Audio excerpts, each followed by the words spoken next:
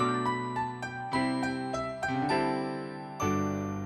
going to give you a 2016 revenue and cost outlook. And this is back to the future, because I think with the period that we're moving into or are in is very close to what we experienced from like 1998 through 2005. If you remember that period, we came off a period of higher prices, and then we were in a period where we had every cash flow mattered. And so I think we're in one of those periods now. So let's start with where we think net farm income is going to be in 2015. Here I'm showing you a graph, and basically this goes from 1995 through 2014 with actual numbers. Those actual numbers come from grain farms enrolled in FBFM. And those grain farms are all across the state, but just to give you a feel for what the average was in 2014, average in here was 1,450 acres, and again, they're all across Illinois. Range in acres from something just under 10,000 acres down to, we cut it off at least, you had to have at least 500 acres to be in this sample. Tenureship on this farm is 19% owned, 39% share rent, and 43% cash rent. Those percentages vary across the state. Owned percentage stays roughly the same, but as you move down the state from north to south, the percent share rent increases. So if you go into northern Illinois, there's virtually little to no share rent. Central Illinois, 50-50 roughly, and then southern Illinois more than that. Here, those average farms, you can see that from 2010, 2011, 2012, and 2013, we were looking at higher incomes. Those 3 years, we had incomes over $200,000 on a per farm basis. We hit our high in 2012. Thank you, drought. We hit our high then, close to $300,000. Since then, we've been and by the way, a third of that was crop insurance payments, so that was what happened that year. Since then, we've been coming down. 2014, that was roughly $125,000 per farm, and we're projecting something much lower than that for 2015. Here in 2015, and we're lower, 40, 50, maybe lower $1,000 per farm, probably lower than that. Our projections here are using a $4.20 corn price, $10 soybean price. We're not going to hit that. We're also using normal yields, so if we put lower prices in there, maybe a slight increase in yields on soybeans, we would have lower projections than what we're showing there, and slight decreases in cost and cash rents were what we were using for the 2015 projections. Again, considerably below where we were at in 2014. Part of the reason why 2015, and going back, 2014, when you began selling crop for 2014, you were lucky if you've averaged 2014 crop $4 per bushel. Probably many of you are less than that. So why are we projecting 2015 incomes to be lower than 2014? Two reasons. One is that if you go back to 2014 incomes, a lot of that was due to marketing gain.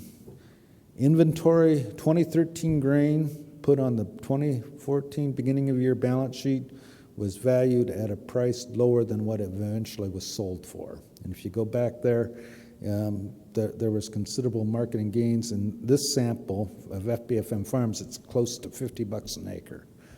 So we're not projecting that for 2015. If you look at where we inventoried price at on the 2015, beginning of the year 2015 balance sheet, it's probably higher or the same, maybe, as what you eventually sold it for.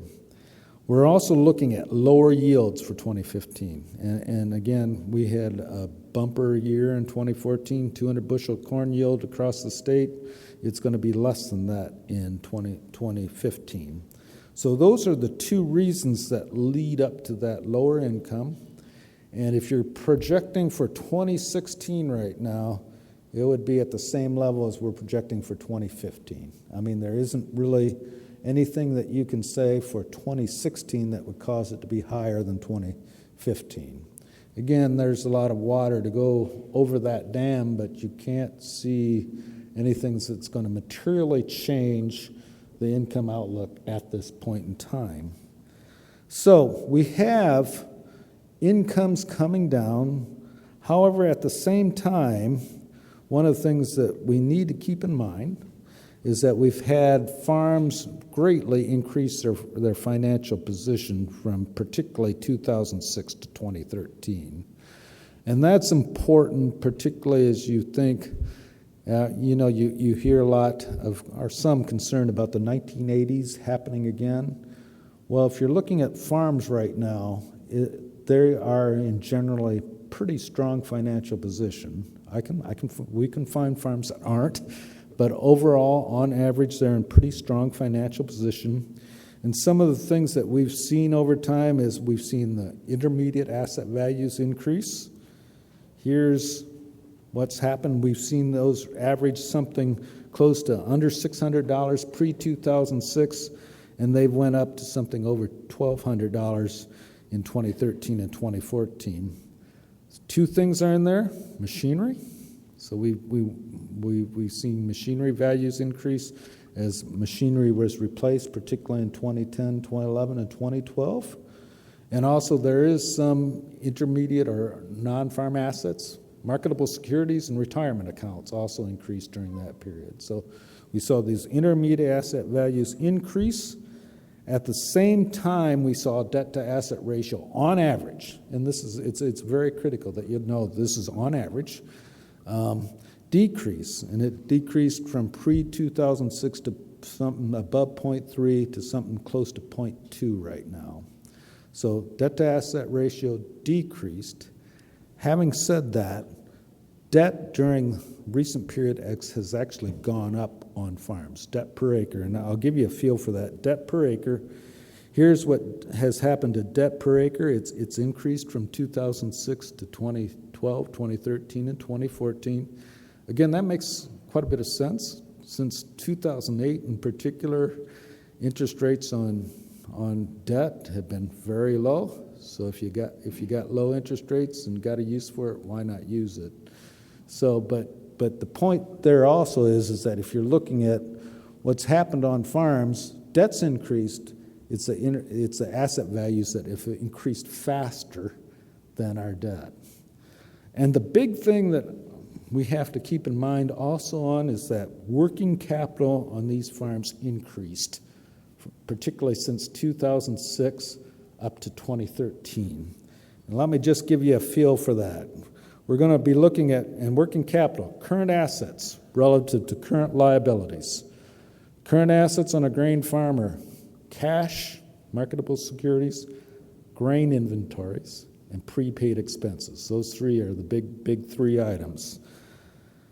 First line of defense against cash shortfalls, and again, what I'm going to show you is that we're in a really strong working capital situation, but we can now, and that working capital situation is what we need to be monitoring. And here I'm going to show you two different ways of looking at it. Current ratio, current assets divided by current liabilities. And what we saw, again, since 2006, the current ratio's increased. So that means that current assets have increased relative to current liabilities. Pre-2006, we were seeing that run at close to 1.8. We reached a high at the end of 2012 of something like 2.7, and we've been seeing it come down since then.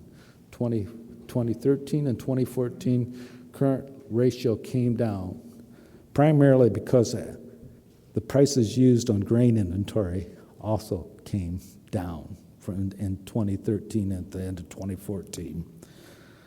Another way of looking at that is working capital per acre. And again, that's current assets minus current liabilities. We saw that pre-2006 running at close to $200 an acre. We saw that go up to something over $700. It's since come down since its high. In 2013 and 2014, end of those years, it came down. we're now sitting at something close to $580 an acre on average. Now, to have a 1.7 ratio, or going back to where we were pre-2006, working capital per acre would be something in the just a little bit below $400 an acre. So if you look at it that way, many farms have something like $180 that are a cushion there that can be used to cover cash shortfalls. So, and again, that's an average. We can find farms that doesn't exist on, but most farms are in pretty good financial position. And now we're probably in this situation where we're going to see that erode even in 2015. So at the end of the year, from end of 2014 to the beginning of 2015, that number, that working capital is going to come down. And just to give you a feel for that, this is on a FarmDoc Daily article, October 8th, 2015, just to give you a feel for owned land, cash rent land, and share rent land. And these are very farm specific because we're not only looking at cost and returns, the cash rents that vary across those farms, but also family living and a debt position. All of that flows into working capital. But on average, we would expect owned land to have negative loss, minus $11, cash rent land, $171, share rent, minus $72. Cash rent is higher, and by the way, this cash rent is the average cash rent, not something high. Average cash rent will have higher losses than share rent because share rents reduce down. All right. This also points out that the 10-year situation of the farm's very critical moving forward and what's going to happen to working capital. More cash rent land there is, the higher the working capital losses. And those farms that have 90% plus cash rented land at a higher cash rents likely are going to face losses and erosions in working capital much faster than other farms. So here's where we are at. We're at a strong but weakening financial position, particularly if you're looking at working capital. In general, there isn't a solvency problem out on farms. I mean, the solvency issue's fine. It's really a working capital covering cash flows issue. And we're going to have farms that are going to have to evaluate their current position and in particular look at the end of 2015. If that current ratio is above 2, if you still have some working capital there, there really doesn't have to be any changes made on that operation. But if it's less than 2 and the working capital isn't there, then we're going to be forced to make changes quicker on those farms than others. Again, what we have, and now what I'm going to do is just describe it, is we have a situation where revenues are lower than average cost. So we have to get revenues above cost, probably by lowering cost at this point in time. So, 2016, let's start with where we think we're at on the price side. And I just put this graph up here, pre-2006, post-2006. We're looking here at pre-2006, sort of a 240 corn average. Post-2006, we hit a higher level. Thank you, ethanol and ethanol demand, higher prices. But we also hit a period, since 2006, we've had an average of 470 corn. We saw significantly higher prices than that in the 2010, 2011, and 2012 period, 2013 through 2013, primarily due to some yield shortages, yield shortfalls around the world. Moving forward, We believe that there is a higher plateau than pre-2006, but it's probably in the 450 range, 440, 450, 460, and we can have significant periods below that. And we're probably in one of those right now, just like 1998 to 2002.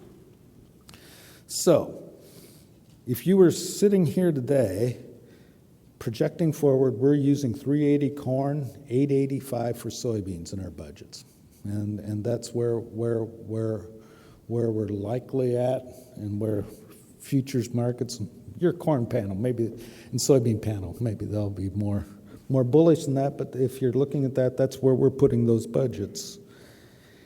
If you look at that, this black line shows for Central Illinois operator and land return for Central Illinois per acre. So this is that black line. That's what's left to pay the farmer and landowner.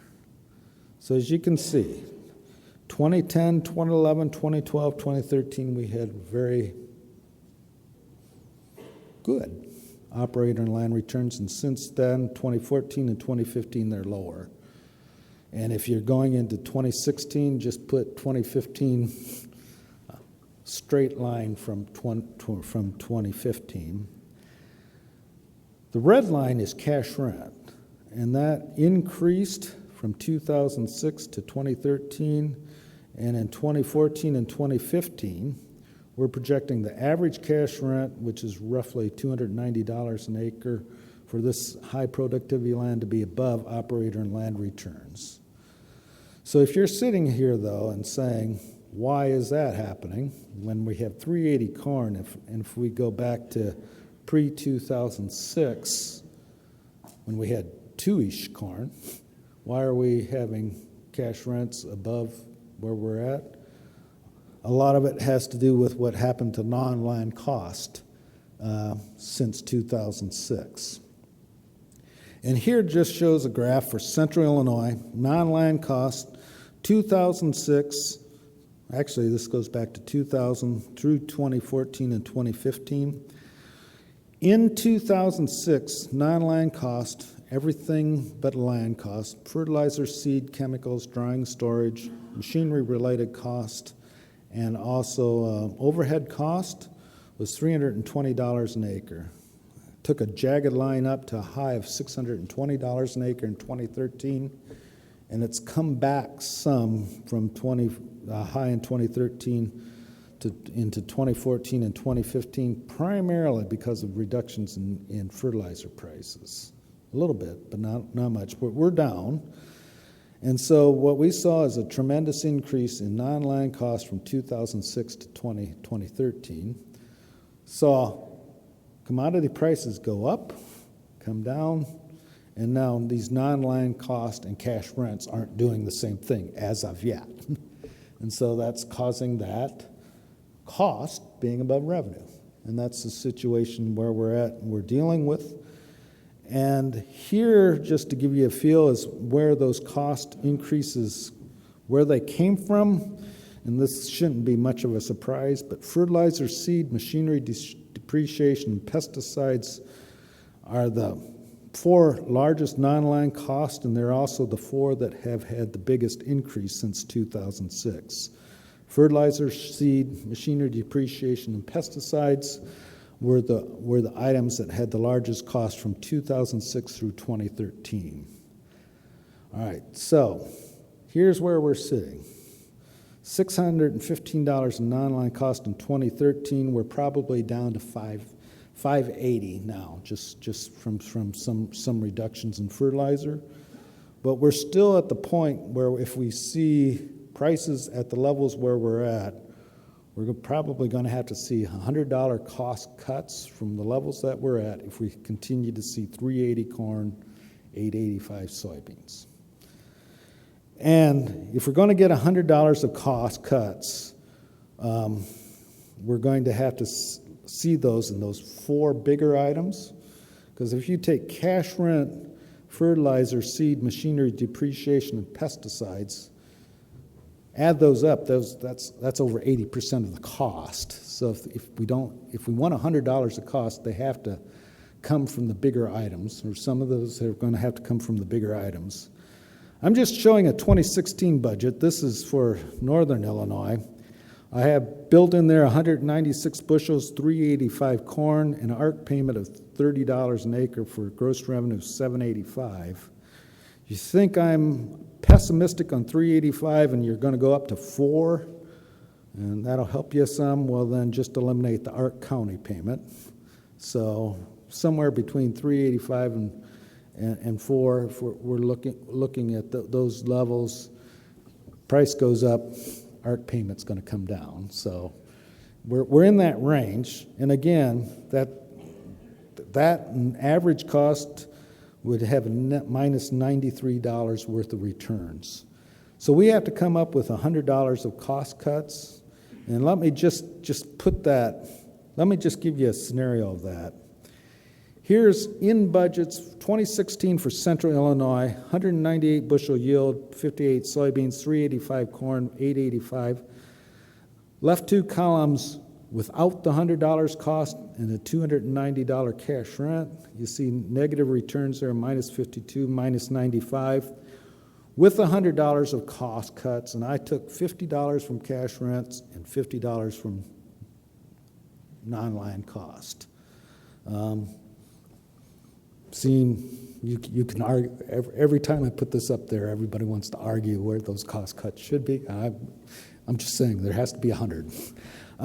But you can see there, that's 40, even with $100 of cost cut, 48 and 5, we have to fund family living, we have to fund debt replacement, and you're still probably looking at modest working capital losses even with those $100 cuts. So that isn't a situation where you're looking at, we've got our problem solved. One of the things that keeps coming up, obviously, is cash rents. All those 4 non-land costs have to come down, but cash rents do as well. Lowering those cash rents obviously presents issues for farmers because if you lower the rent, there's a chance you lose the farmland. And so some have said, let's burn cash now. We have the working capital. We can keep cash rents where we're at, and we'll hope that we make profits later. One thing I would say about that, and you might be right if we get higher commodity prices, the one thing I would say, though, is that you want to make sure your budgets work at $4.50 corn and $10.50 soybeans, because that's likely the long-run average, not something above that. So if the budget and the cash rent number doesn't work at $4.50 corn, $10.50 soybeans, there's not a lot of reason. I mean, if you're losing money at that with a budget, then there's not a lot of reason to continue with that rent. Again, maybe I'm wrong. Maybe we will have long-run corn prices averaging $5, but I wouldn't bet on that. I personally wouldn't bet on that, and I wouldn't bet on that for 2016 as well.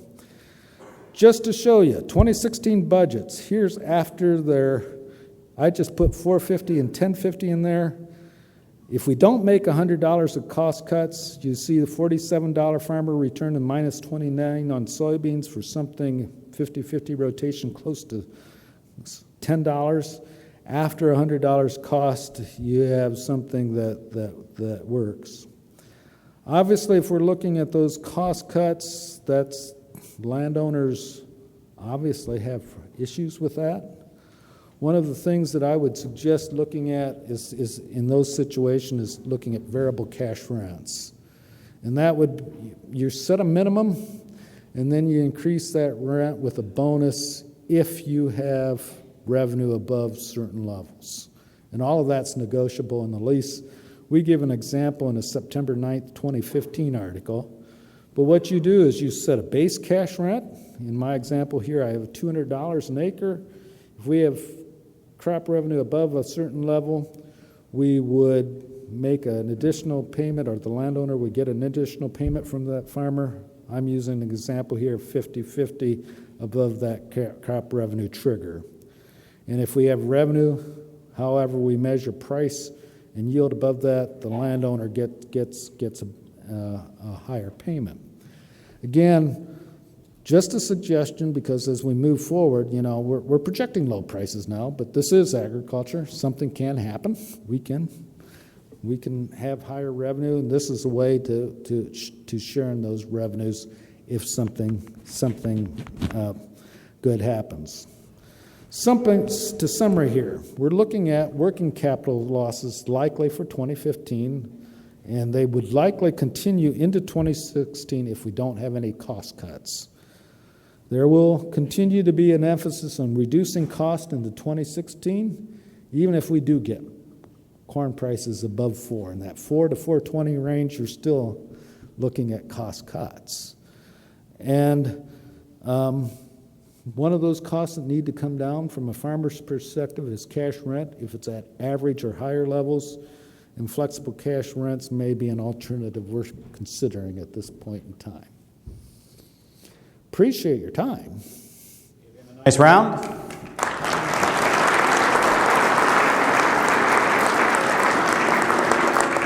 If you're working in the booth space, you're dismissed to go to lunch. You can go ahead and get started because we want you to be available for the folks when they get finished up. So go ahead and get started. Anybody got a question they want to ask Gary? Really? Was that bad a news, huh? Yeah, back here.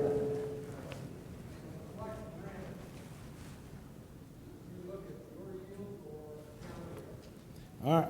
Repeat the question. So flexible cash rents, do you look at your yields or the county yields? What most people do is to look at their farm yields. So you have to come to an agreement on a way to agree on how you measure farm yields, because both the landowner and the farmer have to agree on that.